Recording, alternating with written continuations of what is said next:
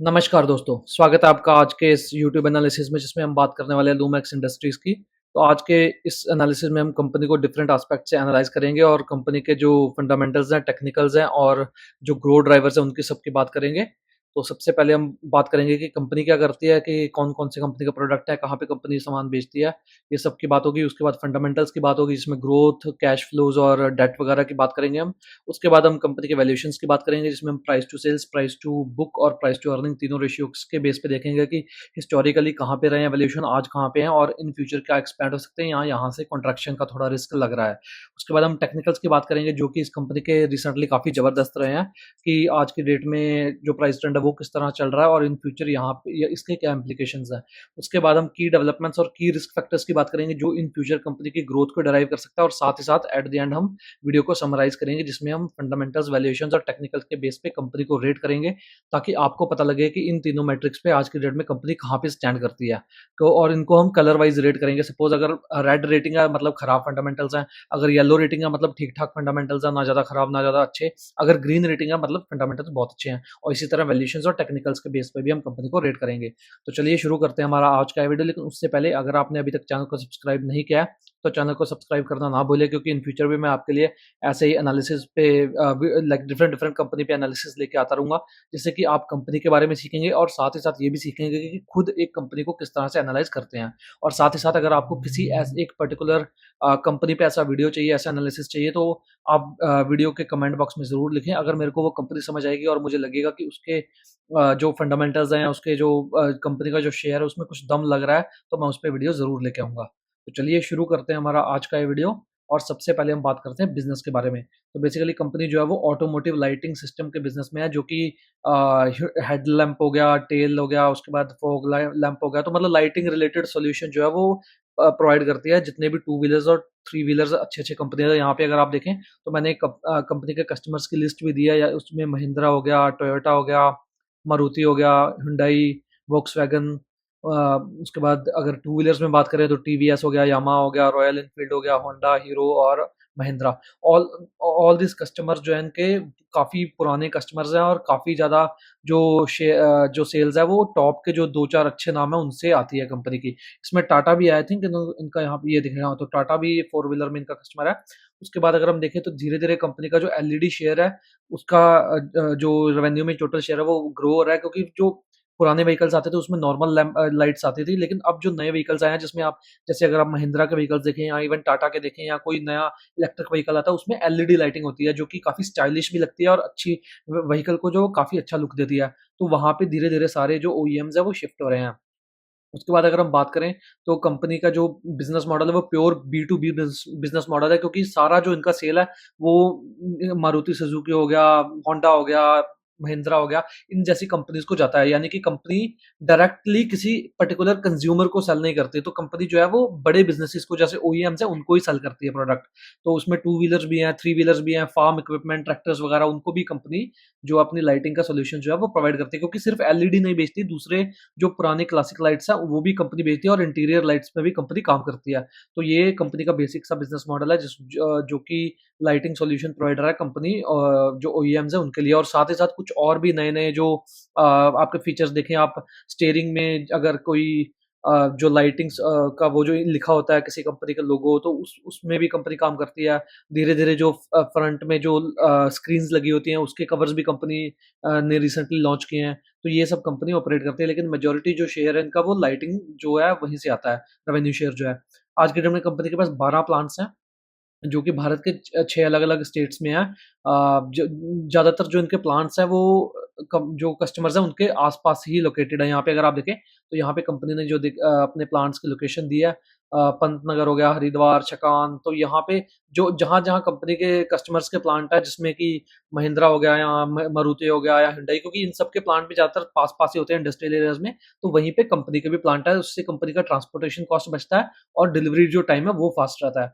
उसके बाद अगर हम देखें तो कंपनी का आर-एन-डी जो है फैसिलिटी वो गुरुग्राम और पुणे में है, डिज़ाइन सेंटर तैवान और चुआन रिपब्लिक में है, शेजुआन रिपब्लिक में है।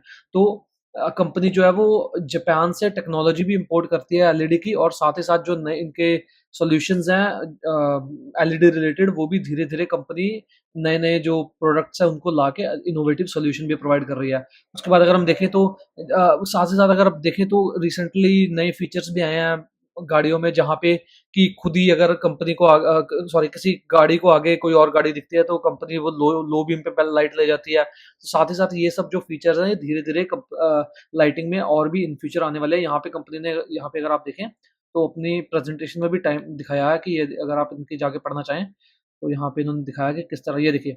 तो यहाँ पे ये देखिए धीरे-धीरे नए-नए फीचर्स जो लाइटिंग सॉल्यूशन में आ रहे हैं वो कंपनी एक्सपैंड 2032 तक आप देखें कि इन जो फ्रंट में गाड़ियाँ हैं या जो फ्रंट में हैज़ार्ड है उस सबको लाइट खुद फ़ोकस करेगी। इस तरह से एआई इम्प्लीमेंट होगी लाइटिंग सॉल्यूशंस में। तो इस सब पे कंपनी काम करती है। उसके बाद अगर हम बात करें, कंपनी का जो मेजर रेवेन्यू है फोर व्हीलर से आता है। ज़ाहिर-सी बात है कि उसमें ज़्यादा लाइट्स होती हैं बैक में, फ्रंट में और इवन इंटीरियर लाइट्स उसमें चाहिए होती है, तो वहाँ से कंपनी का ज़्यादा रेवेन्यू होता है। उसके बाद टू व्हीलर्स और थ्री व्हीलर से भी कंपनी का काफ़ी हद तक जो मेजर रेवेन्यू वहाँ से भी आता है।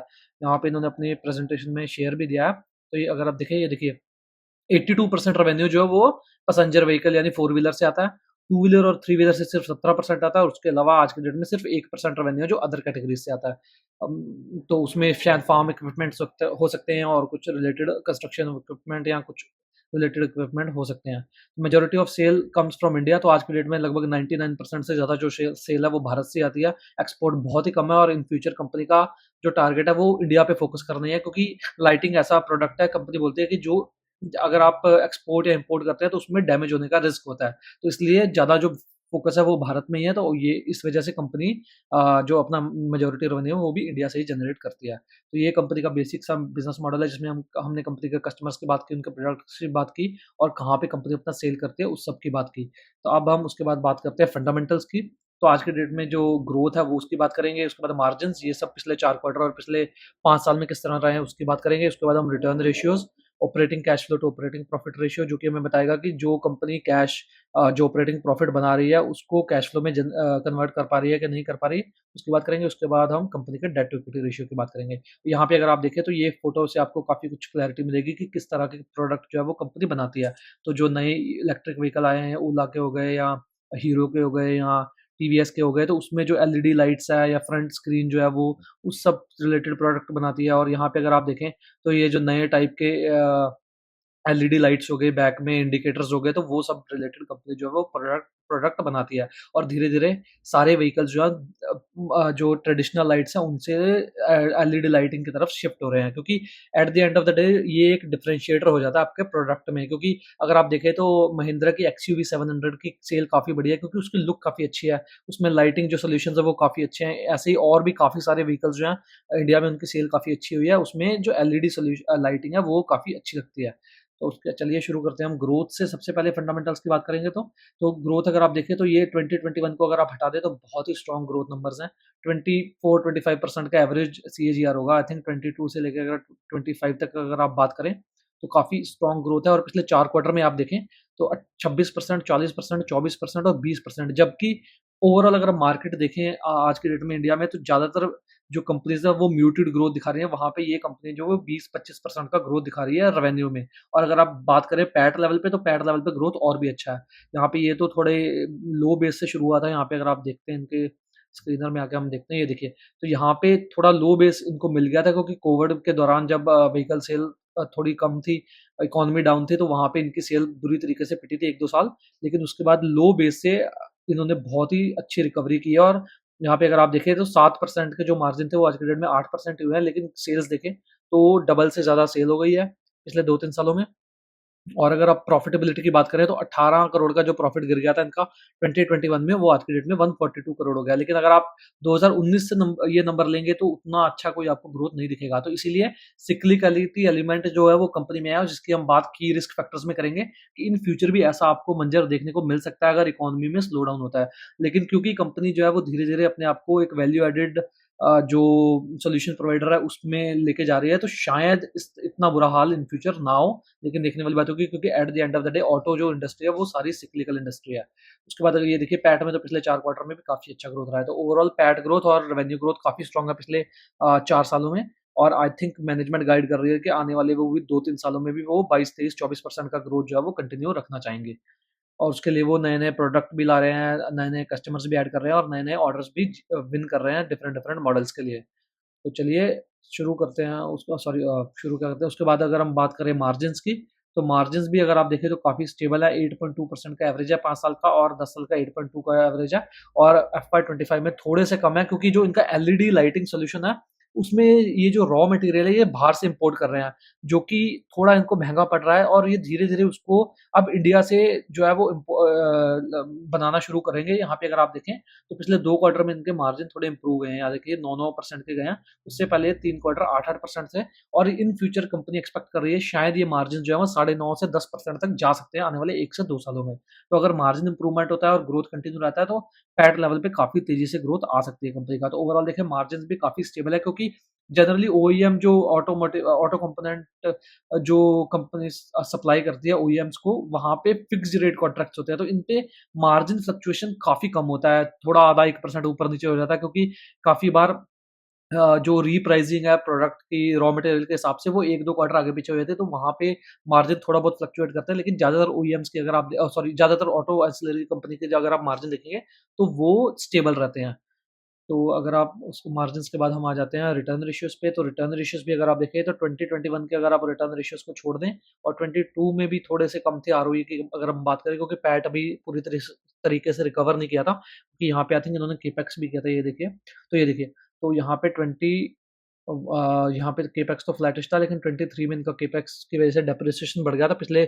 अगर आप देखें तो पिछले 2-3 सालों में डेप्रिसिएशन भी नियरली डबल हो गया है, तो केपेक्स किया है, यहाँ से हमें पता लगता है कि कंपनी ने केपेक्स किया है, जो कि अभी आज की डेट में भी पूरी तरीके से आई थिंक यूटिलाइज़ नहीं है, तो इन फ्यूचर जैसे-जैसे ये केपेक्स यूटिलाइज़ होगा, तो ग्रोथ रेट और अच्छा हो सकता है इन फ्यूचर। और अगर हम बात करें उसके बाद पिछले 3 सालों में तो काफ़ी अच्छे रिटर्न मैट्रिक्स हैं आरओई और आरओसी दोनों के बेसिस पे। लेकिन अगर आप देखें 2021 और 2022 में थोड़ा आरओई कम है, आरओसी फिर भी कम ठीक-ठाक है क्योंकि डेप्रिसिएशन बढ़ने की वजह से और इनका जो फिक्स्ड कॉस्ट है वो हाई होने की वजह से जो सारा पास ऑन था वो पैट लेवल पे नहीं हुआ। तो उस वजह से थोड़े से यहाँ पे कम थे लेकिन ओवरऑल अगर हम देखें रिटर्न रेशियोज़ जो है वो काफ़ी अच्छे लग रहे हैं। कैश फ्लोज़ की अगर बात करें, तो 2 साल 2024 और 2023 में थोड़े से कम थे कैश फ्लोज़, लेकिन उसके अलावा अगर हम देखें तो काफ़ी अच्छा कन्वर्जन है और ओवरऑल लेवल पे भी देखें तो 67% का कन्वर्जन है, जो कि जनरली काफ़ी अच्छा माना जाता है। तो ओवरऑल कैश फ्लोज़ भी काफ़ी स्ट्रॉन्ग है कंपनी के। तो जितना भी कंपनी ऑपरेटिंग लेवल पे प्रॉफ़िट कर रही है, उसको कैश में कन्वर्ट कर पा रही है, जो कि एक अच्छा साइन है। उसके बाद अगर हम बात करें डेट की, यहाँ पे थोड़ा-सा अगर आप देखें तो डेट 300 करोड़ का डेट बढ़ के 772 करोड़ हो गया है पिछले 4 सालों में और उसका रीज़न क्या है कंपनी ने नया प्लांट लगाया, नए प्रोडक्ट लॉन्च किए हैं, तो उस सब का खर्चा कंपनी का यहाँ गया है। यहाँ पे अगर आप देखें तो कंसिस्टेंटली जो है डेट वो बढ़ा है और अब कंपनी एक्सपेक्ट कर रही है कि यहाँ से शायद डेट बढ़ेगा नहीं, शायद थोड़ा कम होना शुरू होगा और यही आप अगर आप देखें ट्रेंड डेट टू इक्विटी में, तो डेट टू इक्विटी भी आज की डेट में 0.99 टाइम्स है, जो कि थोड़ा हायर साइड में है। लेकिन अब क्योंकि एक के नीचे है तो शायद आप ठीक-ठाक मान सकते हैं, लेकिन ये थोड़ा-सा कॉज़ ऑफ कंसर्न है क्योंकि at the end of the day company जो है वो एक सिक्लिकल इंडस्ट्री को कैटर करती है और वो अगर वहाँ पे स्लो डाउन होता है, तो इन फ्यूचर कंपनी को इस डेट को सर्विस करने के लिए प्रॉब्लम आ सकती है कैश रिलेटेड। क्योंकि यहाँ पे अगर आप देखें तो 2021 और 20 में जब स्लो डाउन हुआ था, तो इनके ये देखिए अगर आप ग्रोथ देखें तो 2 सालों में डीग्रोथ हो गया था। ये देखिए पहले 13% का डीग्रोथ रेवेन्यू पे, उसके बाद 10% का डीग्रोथ। लेकिन अगर आप प्रॉफिटेबिलिटी बिलिटी पे देखेंगे तो 100 करोड़ का जो पैड था 2019 में वो 18 करोड़ का रह गया था 2021 में। तो इस तरह का अगर दोबारा होता है तो कंपनी को ये डेट सर्विस करने में प्रॉब्लम हो सकती है क्योंकि उस समय यहाँ पे देखें तो 1-2 सालों में डेट बढ़ा ज़रूर था, लेकिन 140 करोड़ का हाँ, उस समय भी बढ़ा था लेकिन वहाँ पे आज के मुकाबले अगर आप देखें 1 टाइम से कम था उस टाइम भी।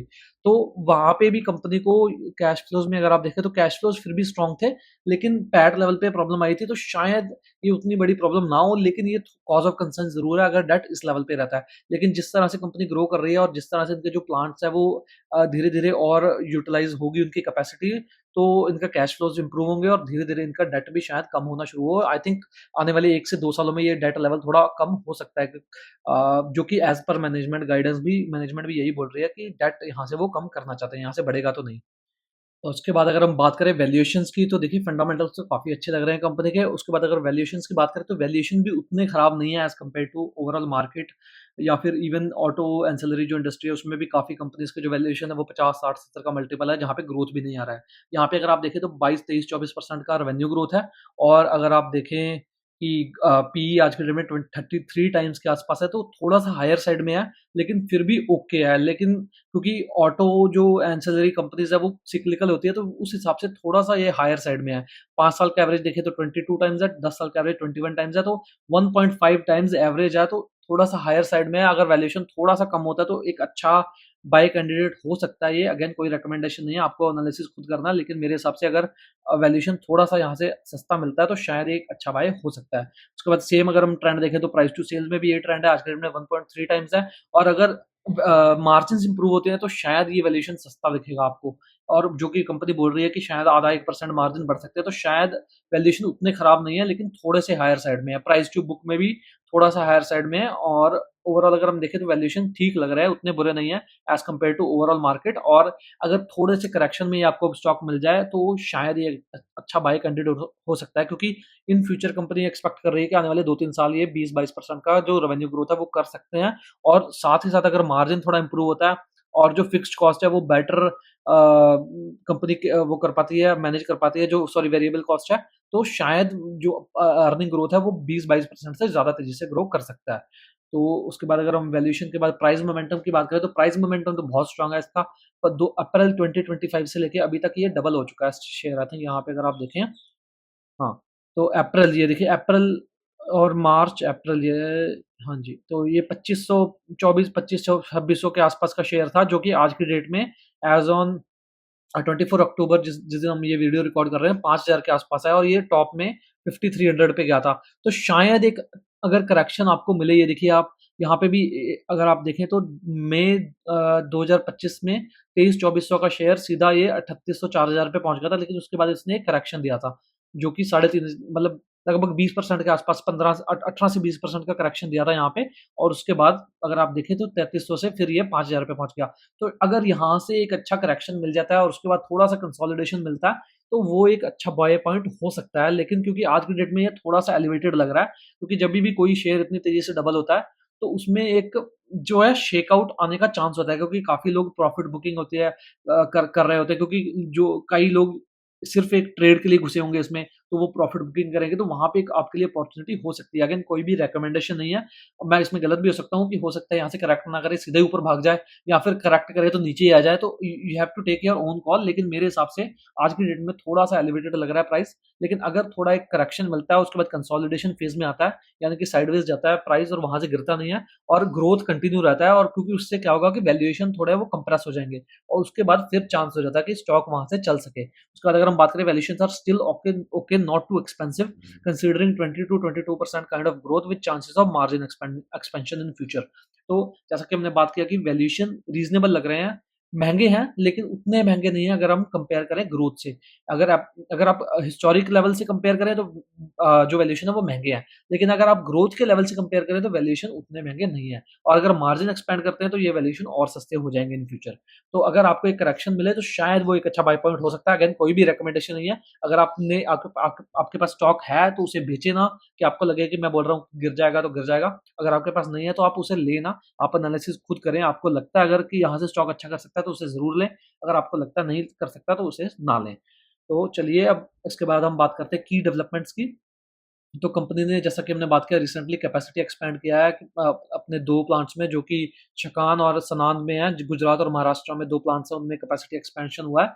वहाँ पे अभी तक वो जो कैपेसिटी है वो पूरी तरह यूटिलाइज़ नहीं हुई है। जैसे-जैसे वो यूटिलाइज़ होती है तो इन फ्यूचर कंपनी का जो फिक्स्ड कॉस्ट है वो बेहतर तरीके से अब्ज़ॉर्ब हो पाएगा और वो भी एक फैक्टर रहेगा मार्जिन एक्सपेंशन के लिए, जो कि ऑपरेटिंग लेवरेज प्ले आउट हो सकता है वहाँ पे।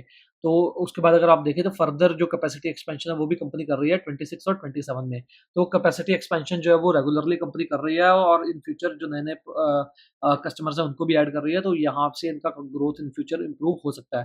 उसके बाद अगर हम बात करें, company is launching new products winning new models for different OEMs in LED lighting segment. तो जितने भी नए प्रोडक्ट आ रहे हैं, नए जो कार्स आ रही हैं, बाइक्स आ रही हैं, ईवीज़ आ रहे हैं, तो वो जनरली आज की डेट में एलईडी लाइटिंग के साथ आ रहे हैं, क्योंकि जो पुराने लाइटिंग है वो उतना अच्छा नहीं लगता आज की डेट में अगर आप देखें। तो एलईडी लाइटिंग से एक व्हीकल का जो है लुक अच्छा लगता है, तो उस वजह से कंपनी जो है नए-नए प्रोडक्ट लॉन्च कर रही है उन लाइटिंग्स में, और साथ ही साथ जो नए मॉडल्स आ रहे हैं, चाहे वो हुंडई का हो, होंडा का हो, महिंद्रा का हो या फिर मारुति का हो, किसी का भी हो, तो उस सब में कंपनी जो है नए-नए कॉन्ट्रैक्ट्स विन कर रही है। तो इन फ्यूचर ये कंपनी का जो ग्रोथ है वो ड्राइव करेगा। उसके बाद अगर हम बात करें मार्जिन्स की, तो margin are expected to improve with increase in localization of raw material for LED lights. जैसा कि हमने बात किया कि आज की डेट में जो एलईडी का रॉ मटेरियल है वो कंपनी बाहर से मंगवा रही है, जो कि महँगा पड़ता है काफ़ी। तो वो जैसे-जैसे लोकलाइज़ करेंगे, यानी कि भारत से ही वो सोर्स करेंगे, तो मार्जिन थोड़ा इंप्रूव होना शुरू हो जाएगा इनका, जो कि कंपनी बोल रही है आने वाले 1-2 सालों में आपको देखने को मिल सकता है। तो ये 3-4 फैक्टर जो है ये रेवेन्यू ग्रोथ और पैट लेवल पे ग्रोथ को इम्प्रूव करेंगे आने वाले 2-3-4 सालों में। उसके बाद अगर आप देखें तो recent GST cuts will further help in company in growing their revenues. तो रिसेंटली जो जीएसटी कट दिया गवर्नमेंट ने, उसमें ऑटो एंसिलरीज़ पे भी काफ़ी हद तक जीएसटी कट हुआ है। उसके बाद जो व्हीकल्स हैं, चाहे वो कार्स हो गई, बाइक्स हो गई या other two wheelers, three wheelers, उन सब पे भी जो जीएसटी कट्स दिया है, तो उस वजह से थोड़ा-सा सस्ते हुए हैं ये सब व्हीकल्स। तो इस वजह से शायद थोड़ा कंज़म्पशन जो है वो बढ़े, और उस वजह से कंपनी भी वहाँ पे रेवेन्यू इंक्रीज़ कर सकती है अपना। तो ये एक अच्छा बेनिफिशियरी हो सकता है जीएसटी कट्स का।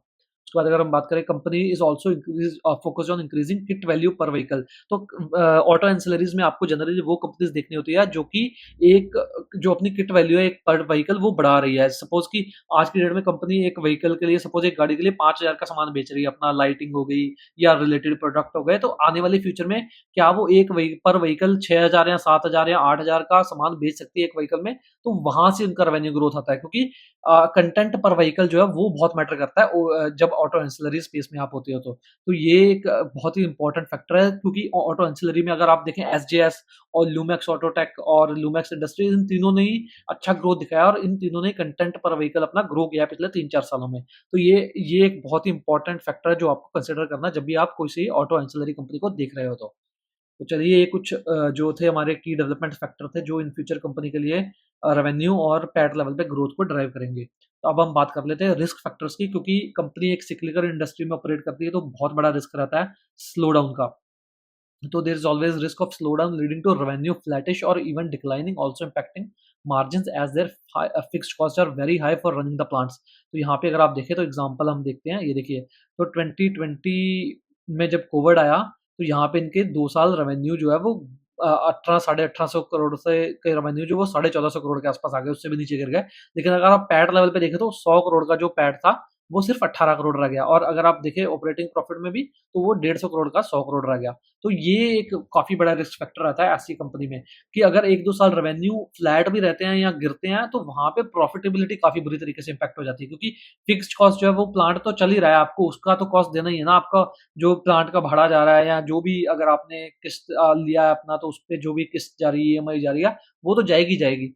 लेकिन आपका अगर रेवेन्यू नहीं आया, तो आपका जो प्रॉफिटेबिलिटी है वो कम हो जाएगी। तो ऐसा एक रिस्क फैक्टर रहता है, और सपोज़ ऐसे जो पिछले 6 महीने में शेयर प्राइस ने जो परफ़ॉर्म किया है, अगर इस लेवल पे आप ले लें, तो शायद आपको 1-2 साल जो है वो काफ़ी बुरे तरीके से आपके शेयर की पिटाई हो। यहाँ पे अगर आप उनके शेयर प्राइस भी देख लेते हैं कि 20 में क्या किया था उन्होंने।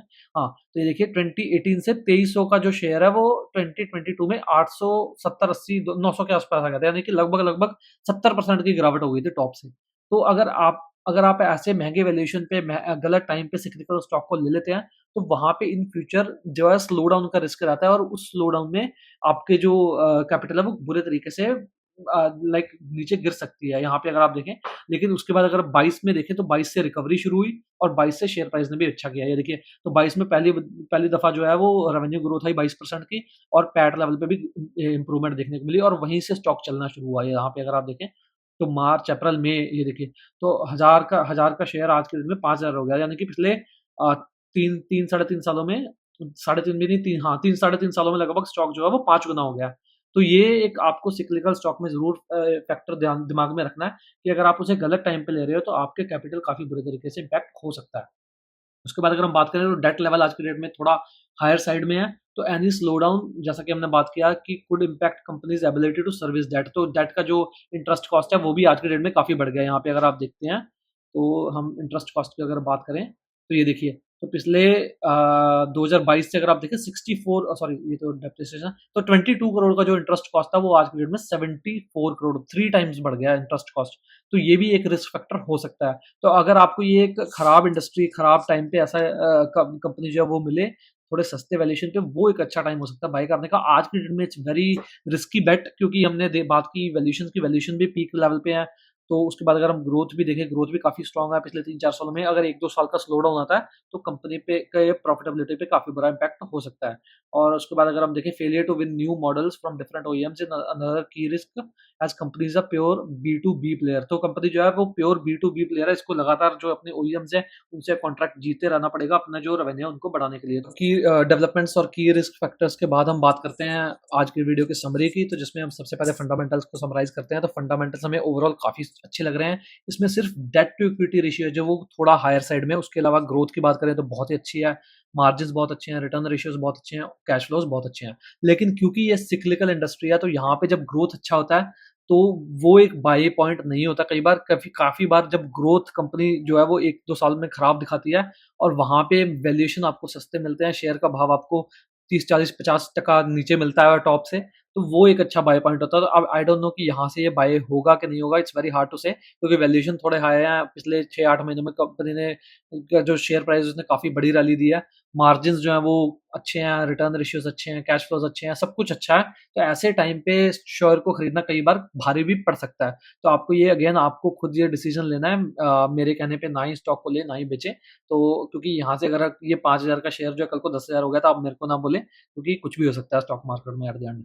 उसके बाद अगर हम बात करें वैल्यूएशन की तो जो कि हम बोले कि हिस्टोरिक लेवल से तो as compare to historic level थोड़ा-सा हाई है, एब्सोल्यूट टर्म में ठीक है वैल्यूएशन, लेकिन थोड़ा-सा हायर साइड में है स्पेशली अगर आप बात करें कि कंपनी एक सिक्लिकल इंडस्ट्री में ऑपरेट करती है।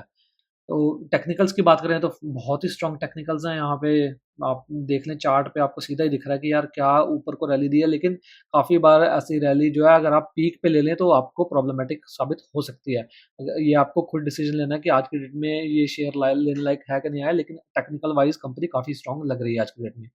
तो इसी के साथ हमारा आज का वीडियो जो है वही यहीं पे समाप्त होता है। मैं उम्मीद करता हूँ कि आपको वीडियो अच्छा लगा होगा और आपको कंपनी के बारे में काफ़ी कुछ सीखने को मिला होगा और साथ ही साथ आपको समझ आया होगा कि एक सिक्लिकल इंडस्ट्री को हम किस तरह से एनालाइज़ करते हैं। तो अगर आपको वीडियो अच्छा लगा तो वीडियो को लाइक ज़रूर कीजिएगा और चैनल को सब्सक्राइब करना ना भूलें। और साथ ही साथ अगर आपको किसी एक पर्टिकुलर स्टॉक पे ऐसा वीडियो चाहिए, तो आप मेरे को कमेंट बॉक्स में लिखें। अगर मेरे को वो कंपनी समझ आएगी तो मैं उस पे वीडियो ज़रूर लेके आऊँगा। वीडियो को यहाँ तक देखने के लिए बहुत-बहुत धन्यवाद। बहुत जल्द मुलाकात होगी एक और ऐसे ही वीडियो के साथ। तब तक के लिए रखिए अपना बहुत सा ख़्याल। धन्यवाद।